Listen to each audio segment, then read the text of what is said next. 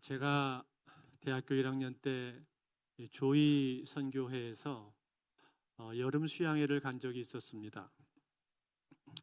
그때는 수련회라고 하지 않고 수양회라고 불렀는데, 아마도 좀 더 영적인 양식을 체험받는다라는 의미에서 수양회라고 불렀던 것 같습니다. 잘 들리시나요? 제 목소리? 모니터 스피커를 좀만 켜주시면 좋겠습니다. 그때가 1991년도였었는데, 그 해 여름 수양회는 서울여자대학교에서 열렸었습니다. 낮에는 다양한 액티비티 활동을 하고 저녁에는 집회가 있었는데, 낮에 어떻게나 재미있게 놀았던지 그 기억이 지금도 생생하게 납니다.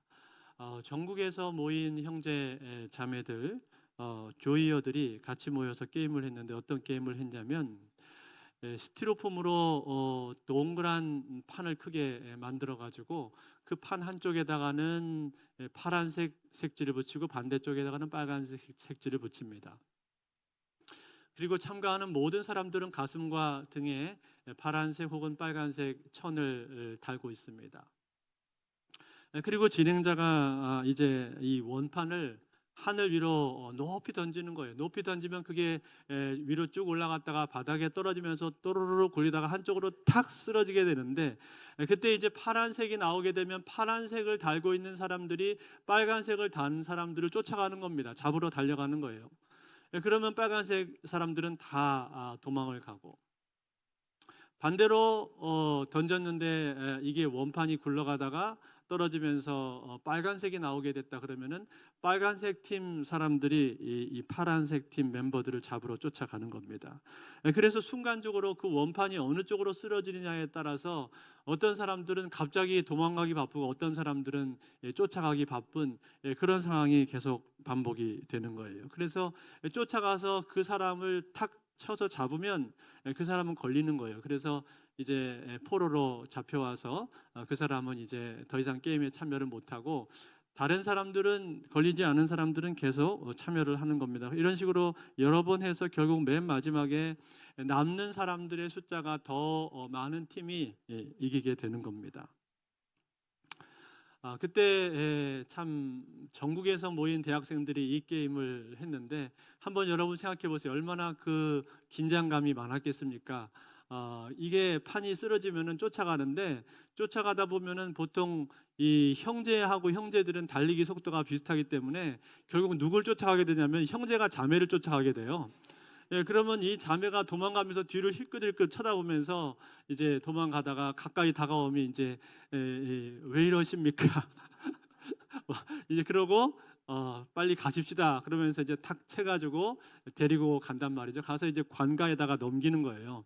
근데 그 긴장감이 얼마나 참 크겠습니까? 젊은 청춘 남녀 대학생들이 여름날에 그 기억이 아직도 생생합니다. 그처럼 재미가 있었는데, 아마 이따가 오후에 우리도 그런 비슷한 게임을 많이 하게 될 텐데, 그것보다 아마 더 재미난 게임들이 오늘 많이 있을 겁니다. 여러분 기대가 되시죠? 많이 기대를 하고 오십시오. 그런데 그 수양회 프로그램 중에서 제 기억 가운데 한 가지 뚜렷하게 인상적으로 남아있는 한 시간이 있었는데, 그것은 바로 선택 강좌였습니다.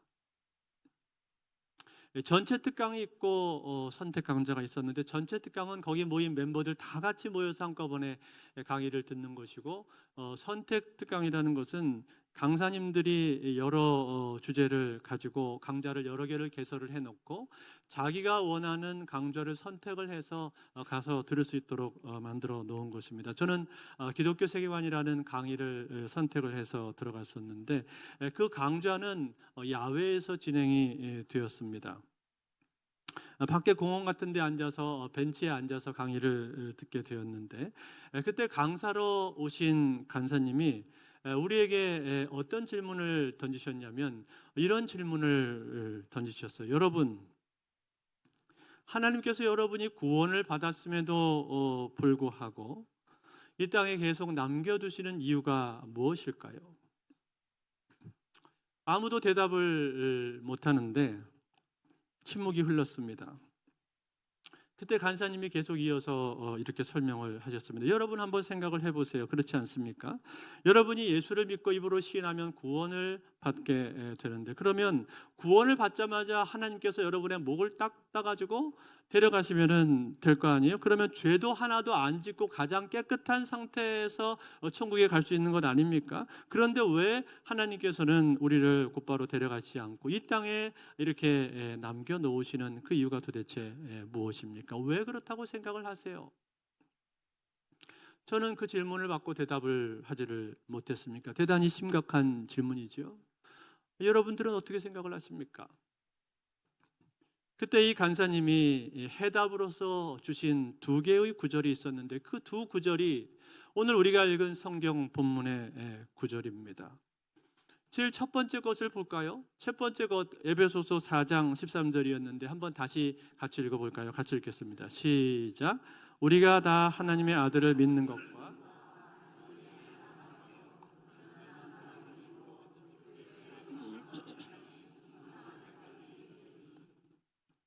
자, 여기 보니까 뭐라고 말을 했냐면 우리가 다 하나님의 아들을 믿는 것과 아는 일에 하나가 되어서 그리스도의 장성한 분량이 충만한 데까지 이른다.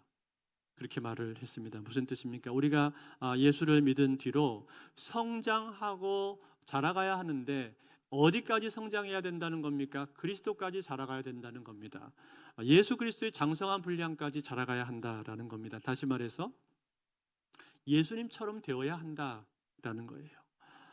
여러분, 우리가 예수님을 처음 믿게 되는 것을 거듭났다라고 그렇게 말을 하는데, 거듭난 사람은요 처음에는 어린아이와 같습니다. 우리가 엄마 뱃속에서 나오면은 처음에 갓난쟁이 아이로 태어나게 되잖아요. 마치 그것처럼 우리가 거듭난 사람은 영적인 어린아이하고 똑같은 것입니다. 그래서 그 영적인 어린아이는 자라나야 되는 거예요. 아이가 태어났는데 자라지 않으면 안 되는 거예요. 그래서 마치 어린 아기가 키가 자라면서 성장을 하게 되듯이 우리도 영적으로 성장을 해야 된다라는 겁니다. 그런데 여러분 생각을 해보면요, 어린 아이들은 어떤 특징을 가지고 있습니까?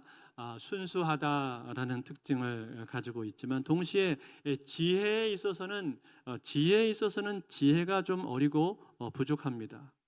또 분별력도 약합니다. 그래서 이것이 옳은지 그른지를 잘 판단하지를 못하고 또 이것이 위험한지 그렇지 않은지에 대해서도 잘 모르는 경우가 많습니다. 때문에 간혹 우리 아이들이 뜨거운 불이나 물에다가 잘못해서 손을 데이게 되는 그런 경우들이 왕왕 있고 또 이상한 사람한테 쉽게 속아 넘어가게 되는 그런 경우들도 있습니다. 순수하기 때문에 그런 것인데 이것은 다른 말로 바꿔서 말하면은 아직 지혜가 좀 부족하다라는 거예요. 즉 일을 어떻게 처리해야 할지를 잘 모른다라는 겁니다. 지난번에 제가 보니까 우리 어린이 이 도서관에 거기 화장실 있잖아요. 거기다가 누가 컵라면을 먹고 남은 찌꺼기를 그 화장실 세면대에 있잖아요. 세면대에다가 이거를 확 부어놨더라고요. 예. 여러분 그 화장실 세면대 세수하는 세면대에다가 컵라면 남은 음식을 버리면 됩니까? 안 됩니까? 안 되죠? 예, 왜 안 돼요? 막히잖아요. 그걸 거기다 넣으면 막힌단 말이에요. 근데 누가 거기다 그걸 버려놨더라고. 그래서 제가 그거를 이제 처리하느라고 밑에 파이프를 열어가지고 가까스로 이거를 이제 처리를 했던 적이 있었는데 아마도 어린 아이들이 그랬을 것으로 생각을 합니다. 아이들이 잘 모르니까 거기에다가 부었단 말이에요. 이처럼 여러분 아이들은 대체로 지혜가 부족하고 아직은 분별력이 약합니다. 그런데 이 분별력이 장차 어떻게 되어야 하는 거예요? 장차 자라나야 된단 말이에요. 키가 자라면서 이 분별력이 계속해서 성장을 해야 되는 겁니다. 그런가 하면 여러분 또 아이들은 신체적으로 볼 때 어떤 특징이 있습니까? 아직은 신체적으로 어리고 약하죠. 그래서 무거운 것은 잘 들지를 못하고 강아지나 고양이나 혹은 어떤 적이 공격해 올 때 때로는 위험에 처하기도 합니다. 여러분 그런 적이 혹시 있으셨어요? 강아지한테 위험에 처해 본 적이 있으셨습니까? 어린 아이들은 좀 만만하게 보고 강아지들이 이렇게 으르렁거리고 더 덤비기도 한단 말이죠. 뿐만 아니라 정신적으로 볼 때에도 아직은 약합니다. 그래서 작은 일에도 쉽게 상처를 받기도 하고 외적인 충격에 의해서 트라우마가 생기기도 합니다. 이처럼 신체적으로나 정신적으로 볼 때 약한데 이 약함은 장차 어떻게 되어야 하는 겁니까? 자라나야 하는 겁니다. 크면서 자라고 강해져야 하는 거예요. 어느 정도까지 강해져야 될까요? 내가 내 몸이 튼튼해지고 강해져서 내 몸을 스스로 보호할 수 있을 때까지 자라나고 강해져야 되는 거예요. 자기 몸을 보호할 뿐만 아니라 더 나아가서 다른 사람들 옆에 있는 다른 사람까지도 내가 보호해 줄 수 있을 정도까지 그렇게 자라가야 하는 겁니다. 그렇지 않으면 나는 계속 어린아이 수준에 머물 수밖에 없는 거죠. 여러분 이것은 영적인 부분에 있어서도 역시 마찬가지입니다. 영적으로 볼 때 사탄은 끊임없이 우리를 공격하고 우리를 미혹하고 괴롭히는데 그 사탄과의 영적인 전투에서 이기기 위해서는 어떻게 해야 되는 겁니까? 우리가 자라가야 한다라는 거. 영적으로 자라가고 영적으로 성장을 해야 하는 겁니다. 반드시 성장을 해야 한다라는 거예요. 그런가 하면 여러분 또 한 가지 아이들의 특징이 있다면 또 한 가지가 더 있다면 그것은 무엇인가? 바로 자기중심적이라는 거예요. 물론 간혹 가다가 아주 착한 아이들이 있긴 합니다만 대부분의 아이들은 대체로 자기중심적입니다. 그래서 눈앞에 맛있는 것이 있으면은 제일 먼저 그 맛있는 음식이 자기 입으로 들어가게 되고 또 장난감이나 재미있는 것도 제일 먼저 보면은 그것을 자기가 제일 먼저 갖고 싶어 한단 말이죠. 자기가 그것으로 놀고 싶어 한단 말이죠. 즉 다른 사람들을 먼저 생각하고 다른 사람들을 먼저 배려하는 마음이 아직은 부족하다라는 거예요. 이것은 인간의 본성에 가까운 것인데 물론 여러분 어른들이라고 해서 무조건 다 이타적이고 다른 사람들을 잘 배려하는 것은 아닙니다. 어른들 중에도 여전히 자기중심적인 사람들도 많이 있습니다. 그러나 우리가 예수를 믿고 믿음이 자라간다라는 것은 무엇을 뜻하는 것입니까? 그것은 신앙의 성장을 말하고 있는 것인데 성장한다는 것은 다른 말로 바꿔서 말하자면 이제 내가 다른 사람들을 먼저 배려하고 다른 사람들을 먼저 생각한다라는 거예요. 다른 사람들을 먼저 생각하는 이타적인 사람이 된다라는 거예요. 즉 과거에는 나밖에 모르고 내 입만 중요하고 내 욕심과 욕구를 채우는 것이 항상 우선순위의 1번이었다면 이제는 그렇게 하지 않고 나보다 다른 사람들을 더 먼저 생각하고 배려하게 된다라는 거예요. 그래서 맛있는 것이 있으면은 내 옆에 있는 분한테 먼저 드시라고 권하기도 하고 또 재미있는 것도 다른 사람에게 먼저 해보라고 양보하기도 하고 또 자동차 문이나 또 방문도 다른 사람에게 미리 열어주는 등 이렇게 배려해 준다라는 거 이것이 바로 성장인데 오늘 에베소서 4장 13절에서 말하고 있는 것이 무엇입니까? 우리가 성장해야 한다라고 말하고 있는 거예요. 어디까지요?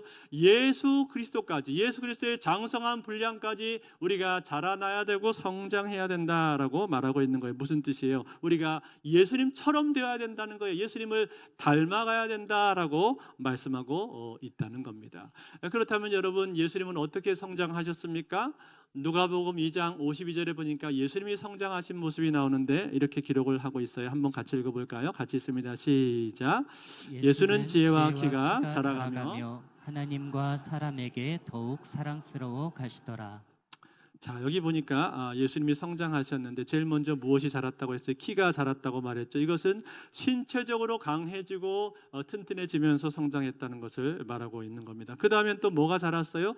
지혜가 자랐습니다. 이것은 세상을 바라보는 분별력과 판단력 그리고 소통하는 능력이 계속해서 성장했다는 것을 말해주고 있는 거예요. 물론 여러분, 예수님은 하나님의 아들로서 이 땅에 오셨기 때문에 본래부터 신성을 가지고 있으셨습니다. 그러나 동시에 인간의 몸을 입고 이 땅에 오셨기 때문에 역시 제약도 가지고 있으셨다 말이에요. 즉 갓난아기 때에는 말을 할 수가 없으셨고, 또 그분도 옹알이를 할 때가 있으셨고, 엄마 젖을 먹으면서 성장을 하셨습니다. 그리고 기저귀도 누군가가 갈아주지 않으면은 갈 수가 없는 그러한 순간이 있으셨고, 또 누군가가 밥을 떠 먹여주지 않으면 먹을 수 없는 그러한 시절도 예수님이 보내셨다 그런 말이에요. 그런데 거기에서 이제 점점 성장을 하셨다라는 겁니다. 뿐만 아니라 예수님께서는 그 성품을 볼 때 그 성품이 어떠셨다고 말을 하고 있어요. 하나님과 사람 앞에서 더욱더 사랑스러워 가시더라 그렇게 말을 했죠. 즉 하나님께서 보실 때에도 예수님은 사랑스러운 모습이었고, 그리고 사람들 앞에서도 그 인격과 성품과 됨됨이가 매우 사랑스러우셨다라는 거예요. 그런 모습으로 자라나셨다라고 말하고 있는 거예요. 다시 말해서 예수님은 성숙하고 원숙한 인격으로 성장하셨다라는 거예요. 따라서 우리도 역시 어떻게 해야 한다는 겁니까? 우리도 역시 누구를 닮아야 된다는 것입니까? 예수님을 닮아야 된다라는 거예요. 그래서 균형 잡힌 인격으로 성장을 하고 예수 그리스도의 장성한 분량까지 우리가 자라가야 된다라는 거. 이것이 우리의 삶의 중요한 목적이자 목표다라는 거예요. 그러므로 사랑하는 성도 여러분, 우리에게 주신 이 목표라고 하는 것은 얼마나 분명한 것입니까? 예수님께서 저기 계신데 그 예수님을 보고 예수님처럼 우리가 그 예수님의 모습을 본받고 닮아가고, 그리고 예수님하고 비슷하게 되어가는 것, 그것이 우리의 삶의 중요한 목표다라는 것. 이것을 신학적인 용어로 뭐라고 말을 하는가? 성화라고 말합니다. 성화, 즉 거룩해지는 것, 예수님을 닮아가는 것입니다. 이처럼 중요하고도 분명한 목표가 우리에게는 있다라는 거예요. 그래서 하나님께서 우리가 예수를 믿었는데도 그 자리에서 즉시 우리를 데려가지 않고 이 땅에 두시는 그 이유와 목적이 무엇이라는 것입니까? 그것은 바로 우리가 이 땅의 삶을 살면서 예수님을 닮기 위해서 그렇다는 거예요. 예수님을 닮아가는 삶을 살으라고 우리에게 이 땅의 삶을 허락해 주신다는 겁니다. 이것이 우리 인생 가운데 가장 중요한 목적이라는 거예요. 사랑하는 성도 여러분, 오늘 여러분들은 예수님을 닮아가고 있습니까? 여러분의 인생의 목적을 여기에다가 두고 있습니까? 이것이 여러분의 인생의 목적이라는 사실을 결코 잊지 마시기를 바랍니다. 내가 예수님을 닮아야 되겠다, 이 분명한 목표를 정하고 달려가게 되면은요, 우리의 인생은 결코 지루하거나 결코 무의미할 수가 없는 겁니다.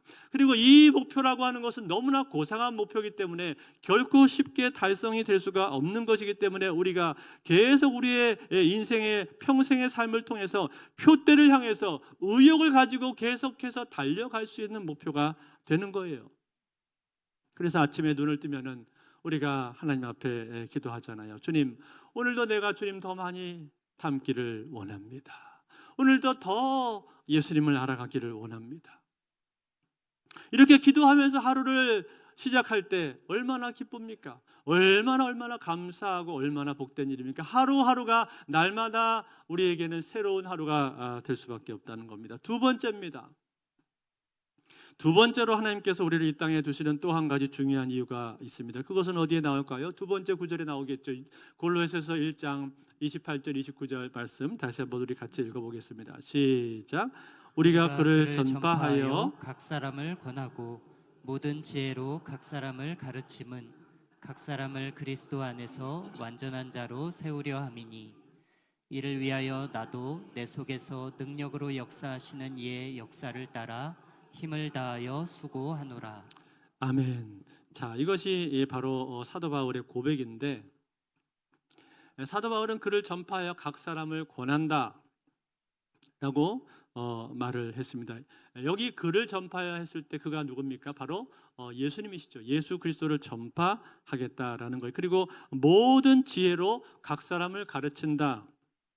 라고 말을 하는데, 이렇게 하는 이유가 뭐라고요? 각 사람을 그리스도 안에서 완전한 자로 세우기 위해서 그렇게 한다, 그렇게 말했습니다. 즉 사도 바울은 지금 사람들에게 복음을 전해서 전도를 하고, 그리고 그 전도한 자에게 하나님의 말씀을 가르치고 훈련시켜서 어떤 사람으로 세우겠다고 말하고 있는 거예요. 그리스도 안에서 완전한 자로 세우겠다, 그렇게 말씀하고 있는 겁니다. 여러분, 그리스도 안에서 완전한 자라는 것이 무슨 뜻입니까? 이것은 전혀 흠이 없고 아무런 결점도 없는 완벽한 사람을 뜻하는 말이 아닙니다. 이것은 인격적으로 원숙하고 성숙한 사람을 말하는 것, 즉 예수님을 닮은 사람을 지금 말씀해주고 있다라는 것. 결국 무슨 뜻이 되는 거예요?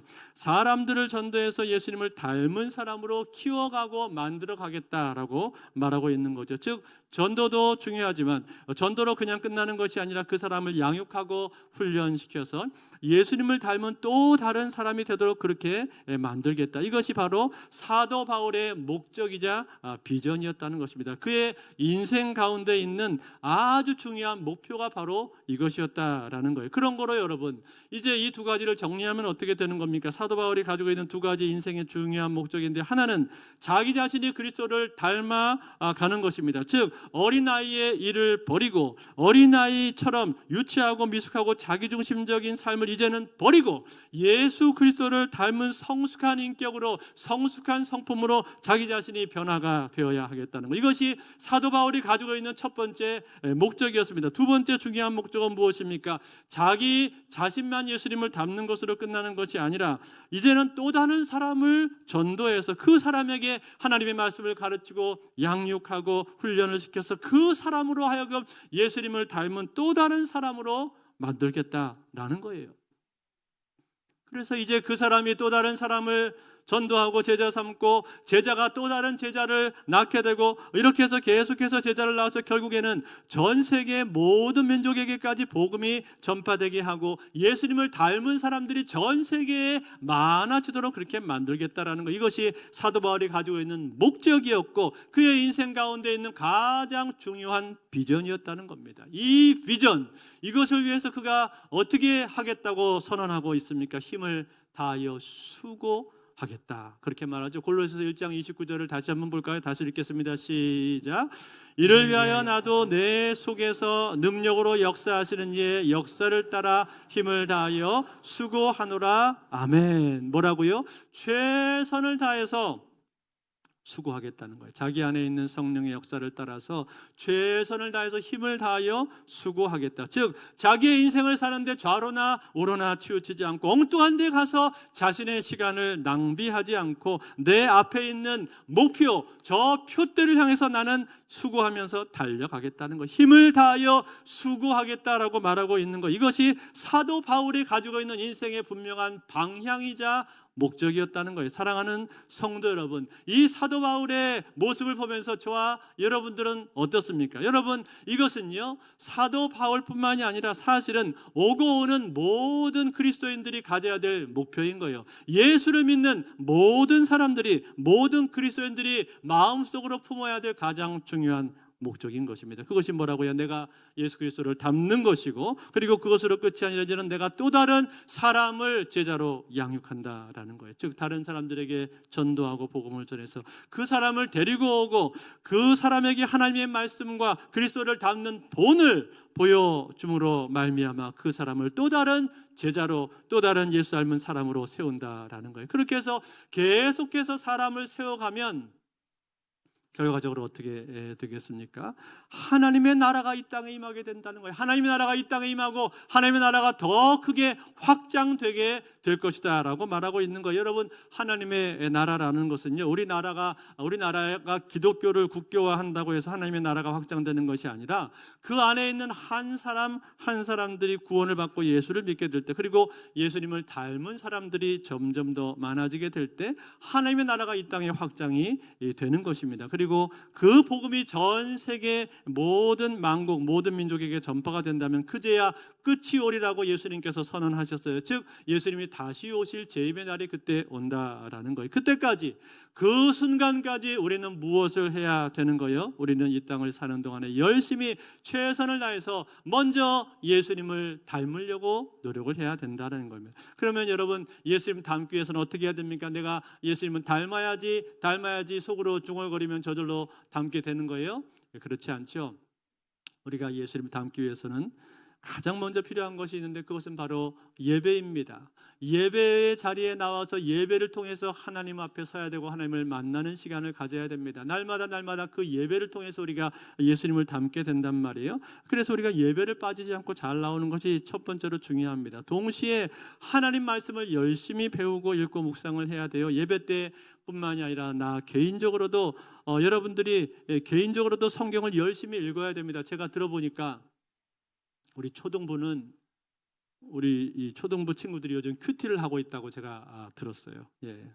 우리 초등부 친구들 여기 앉아 있는데 큐티 열심히 하고 있나요? 열심히 하고 있나요? 대답이 없네. 네. 예, 별거 아닌 것 같지만 하나님 말씀 묵상하는 게 중요한 겁니다. 우리 중고등부 친구들은 시편도 읽고 이번 학기에는 잠언을 읽고 있다고 제가 들었는데, 잠언 열심히 읽고 있습니까? 예. 역시 대답이 없네. 네. 좀 우리 친구들이 샤이한 것 같아요. 읽고 있는데도 대답을 안 하는 친구들도 있는 것 같은데, 예. 청년부도 역시 공동체 안에서 함께 성경 통독을 하고 있다고 들었습니다. 우리 청년부 친구들 열심히 하고 있습니까? 네. 예, 오늘은 굉장히 이 분위기가 싸하네요. 네. 네, 이따가 한마당 축제 가서 많이 발산하려고 지금 이제 그러고 계신 것 같은데, 우리 유치부 친구들 전도사님 말씀 잘 듣고 있습니까? 네. 유치부가 제일 그래. 네. 작은 것 같지만 사실상 중요한 겁니다. 여러분 한번 생각해 보세요. 하나님께서 우리에게 들려주신 말씀이 바로 이 성경인데, 이 안에 보면은 하나님께서 우리에게 하시고자 하는 말씀의 내용이 이 안에 다 들어있단 말이에요. 그런데 여러분이 신앙생활 한 지가 1년이 지나고 2년 지나고 5년이 지나고 10년이 지났는데도 만약에 여러분이 이 성경을 단 한 번도 읽어보지 못하고 있다면 뭔가 좀 이상한 거 아닙니까? 뭔가 좀 문제가 있는 거 아니에요? 우리가 하나님을 사랑한다고 고백하잖아요. 찬양하면서 여러분 주님 사랑해요 그렇게 고백을 하는데, 그렇게 사랑한다고 고백을 하면서 그 사랑하는 분이, 사랑하는 대상이 나에게 연애 편지를 써주셨는데, 연애 편지와 같은 이 글을 나한테 써주셨단 말이에요. 근데 이 연애 편지를 받고 나서 편지를 읽질 않고 있어요. 그냥 가만히 집에 내버려두고 있어요. 그러면 정말로 이상한 거 아니겠습니까? 연애 편지 받았으면 빨리 집에 가서 이걸 펼쳐보고 나한테 뭐라고 하셨는지를 내가 이것을 읽어봐야, 그래야 내 사랑하는 대상이 나에게 뭘 원하시는지, 하나님의 뜻이 무엇인지를 알게 되고 예수님을 더 많이 사랑하고 닮아가게 되는 거죠. 그런가 하면 또 한 가지, 우리가 예수님을 닮아가기 위해서 꼭 필요한 것이 한 가지가 더 있습니다. 그것은 무엇일까요? 그것은 바로 공동체입니다. 공동체. 하나님께서 우리를 부르시는데, 부르실 때 우리를 어떻게 부르시냐? 공동체로 부르십니다. 교회로 부르십니다. 그래서 교회라는 말의 원적인 뜻은 부름받은 사람들의 모임이에요. 모임, 우리를 모임으로 부르셨다 그 말이에요. 때문에 여러분, 우리는 항상 공동체 안에서 함께 묶여 있어야 하는 것이고, 공동체 안에서 함께 신앙생활을 해야 되는 거예요. 그래야 편협하거나 한쪽으로 치우치지 않고 건강하고 균형 잡힌 신앙을 가질 수가 있는 겁니다. 왜냐하면 공동체 안에서 같이 묶여 있을 때 서로 부대끼고 서로 교제하고 나누는 가운데 서로를 통해서 배우게 되어 있는 거죠. 내 인격이 깎여져서 둥글둥글하게 성장하게 된다는 걸, 마치 형제 많은 집안에서 자란 아이들이 대체로 성품이 둥글둥글하고 무난한 성격으로 잘 자라나듯이, 그렇게 공동체 안에서 우리가 함께 머물면서 함께 부대끼고 함께 나누는 가운데, 함께 울고 함께 웃는 가운데 우리가 온전하게 성장을 하게 된다라는 거예요. 즉 예수님은 닮은 인격으로 푸근하고 따뜻한 인격으로 성장하게 된다는 거예요. 그래서 여러분, 우리가 예수님을 점점 닮아가게 되면 어떻게 바뀌게 될까요? 어떻게 사람이 바뀌냐면요, 어떤 사람이든지 나한테 쉽게 접근해 올 수가 있게 됩니다. 누구든지 나한테 쉽게 다가올 수 있는 그런 사람으로 바뀌게 된다. 그런 말이에요. 다시 말해서 부담 없는 사람으로 바뀌게 되는 거예요. 아주 날카롭고 예민하고 뾰족한 사람, 까칠한 사람, 그런 사람이 아니고, 그런 사람이 아니라 누구나 다가갈 수 있도록 그렇게 둥글둥글하고 부담이 없고 푸근한 사람으로, 따뜻한 사람으로 우리가 바뀌게 되는 거예요. 그래서 결국은 내 옆에 적이 없어지는 거예요. 아무도 내가 미워하는 사람이 없고, 그리고 또 내가 불편하게 여기는 사람도 없는 거예요. 모두 다 사랑스럽게 보이고, 모두 다 이쁘게 보이고, 모두 다 용납이 되는 거예요. 그래서 제가 여러분들한테 항상 이 소그룹 목장을 꼭 해야 된다고 강조하는 이유가 바로 여기에 있는 겁니다. 즉, 소그룹에서 우리가 서로 인격이 부딪히고 다듬어지기 때문에 그것이야말로 성숙하고 성장하는 데 있어서 가장 빠르고 효과적인 지름길이기 때문에 제가 이것을 항상 강조하고 있는 거예요. 물론 여러분, 처음에는 조금 불편할 수도 있고 또 번거로울 수도 있습니다. 또 나의 모난 인격이 드러나게 되고, 또 자꾸만 내 인격이 다른 사람들하고 부딪히게 될 때 때로는 그것이 힘들고 아플 수도 있습니다. 뿐만 아니라 어떤 때는 다른 사람들의 행동이나 말이 자꾸만 눈에 거슬리고 또 마음에 안 들 수도 있어요. 그러나 여러분, 그런 시간들을 계속 거치면서 우리는 점점 어떻게 바뀌게 되는 거예요? 우리의 성품이 바뀌는 거예요. 둥글둥글하고 무던하게 바뀌게 된다는 거예요. 예수님을 닮은 사람으로 바뀌게 되는 거예요. 그래서 우리가 변화되는 데 있어서 이게 중요하다는 거예요. 그런데 어떤 분들은 꼭 그렇게 말씀하시는 분들이 있어요. 나는 저 사람하고는 절대 같이 목장 못합니다. 내 스타일 아니에요. 그러면서 꼭 스타일을 이제 들먹이시는 분들이 계신데, 그런데 이거는 건강한 것이 아닙니다. 여러분, 이걸 뭐라고 말을 하는지 아세요? 이런 사람을 뭐라고 말하냐면 사람을 편식하는 사람이다. 그렇게 말을 하는 겁니다. 여러분, 우리가 음식도 편식을 하면 우리 몸이 튼튼하지를 못하고 잔병치레가 많아지지 않습니까? 마찬가지로 사람도 역시 마찬가지라는 거예요. 사람을 편식하는 사람은 그 건강한 신앙인으로 자라나기가 어렵다라는 거예요. 그래서 여러분이 스스로 생각해 볼 때 내가 사람에 대한 편식이 좀 심한 것 같다 하시는 분들, 그런 분들 어떻게 해야 될까요? 그런 분들은요, 그럴수록에 더 기를 쓰고 목장에 더 나와야 하는 거예요. 기를 쓰고 목장에도 나오고 성경 공부에도 참여를 하고 주일학교나 성가대에서 또 봉사도 하고 여러 모임에 자꾸만 나와서 나를 노출시켜야 되는 거예요. 그래야 거기서 사람들하고 같이 어울리면서 내가 변화되고 깎이고 성장하게 되는 거예요. 아프지만 성장하는 거예요. 그래서 결국은 둥글둥글하고 푸근한 인격으로, 예수님을 닮은 인격으로, 따뜻한 모습으로 그렇게 변화가 된다라는 겁니다. 그래서 여러분, 오늘 같은 날 이렇게 한마당 축제하는 날은 얼마나 좋은 날인지 모릅니다. 내가 그동안 별로 말 못 해봤고 교제 안 해봤던 사람들하고 같이 인사도 나누고 게임도 하고 맛있는 것도 같이 먹고 얼마나 좋습니까? 이런 시간들이 우리 이 공동체 안에서 우리가 빚어져가는 시간들이에요. 이런 시간들을 통해서 우리가 예수님을 점점 닮아가게 된다라는 거예요. 그리고 또 공동체를 더욱더 사랑하게 되는 겁니다. 그러므로 사랑하는 여러분, 이러한 기회들을 결코 놓치지 마십시오. 여러분의 것으로 삼으시고 여러분의 것으로 100% 활용하시기를 바랍니다. 그러면 그것이야말로 여러분이 성장할 수 있는 좋은 비결이 되는 줄로 믿습니다. 이제 말씀을 맺겠습니다. 저는 대학을 졸업할 때 인생에 대해서 고민이 있었습니다. 과연 내가 무엇을 하면서 살 것인가? 회사에 취업을 할 것인가? 공인회계사 준비를 할 것인가? 아니면 다른 길을 찾아볼 것인가? 여러 가지 고민들을 했습니다.